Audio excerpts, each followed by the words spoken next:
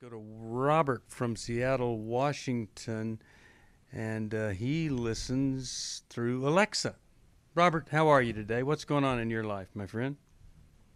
Oh, fine, thank you. I just go by Bob. My formal name is Robert, but I, almost 2 years to the day, I worked at Boeing as a quality person, and I fell, and I am quadriplegic now because of a fall I had. I'm wrestling. I can't move my legs or my hands, and I'm. How do I deal with my? I feel disappointed with God. I feel sometimes like I want to commit suicide, and other times I feel positive a little bit. I try to keep a positive demeanor because I have a wonderful life. I don't want to tell her that I feel this way. But how do I deal with these resentments I've gotten toward God? Why did he let this happen, and why I'm 65 years old? I mean, everything I was my mobility. So I'm so sorry.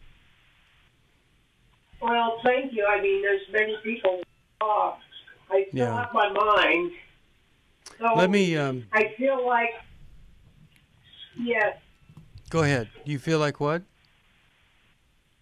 I feel like, how can I be of value to look to Jesus at this point in my life? I mean, I feel like the air's been taken out of my balloon. Sure. Yeah. Well, Robert, I feel for you, and I have a copy of a Bible that was put together by Johnny Erickson Tata, and it's for folks that struggle as you do, and I think it'll be of comfort to you.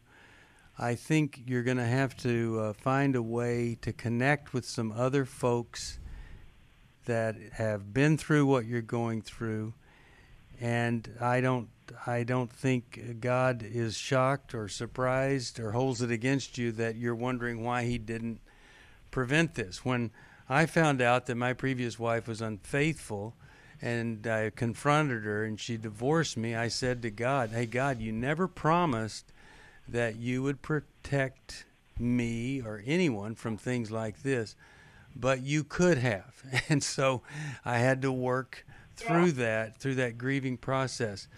But I have a counselor I go to, and he was talking to me this week about a gentleman who had polio and ended up in an iron lung, literally unable to do anything but be in that iron lung for 4 years.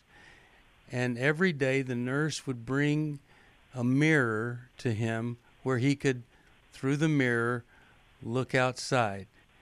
And all he could see was a horizon that had a varying degree of gray, and he heard a baseball game going, and he said this, okay, this is all I've got. I've got a gray line, and I've got the sounds of a baseball team. I'm going to go with what I've got. That gentleman survived all that and became the most world-renowned statistician in baseball statistics, and became one of the greatest Gestalt therapists to ever walk the face of the earth, because he started with what he had. But to start with what you have to grieve what you used to have. And I think that's going to be a process for you. But, you know, Johnny Erickson is a quadriplegic. She wanted to die too in the beginning, but she struggled through, persevered through that initial time, and God has blessed her and millions of others through her. And I know that can happen for you. Sherry, I feel like my words are quite superficial here. What do you have to say to really just one of the worst things that can happen to us? Hey, Bob, have you heard about Johnny? Did you ever hear her name before?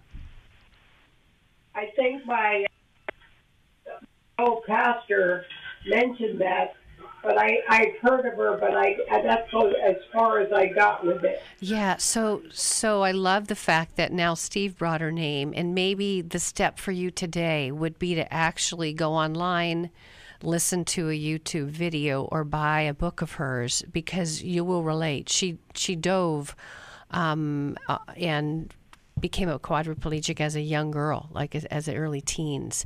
The thing that I want to say that I can really relate to, so often when you have an accident like you had, where now you're experiencing something you never experienced before, you feel trapped in your body.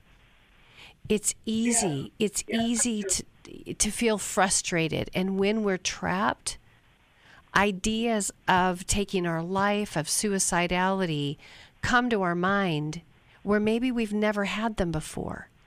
And really the reason is because we're feeling trapped. Yes.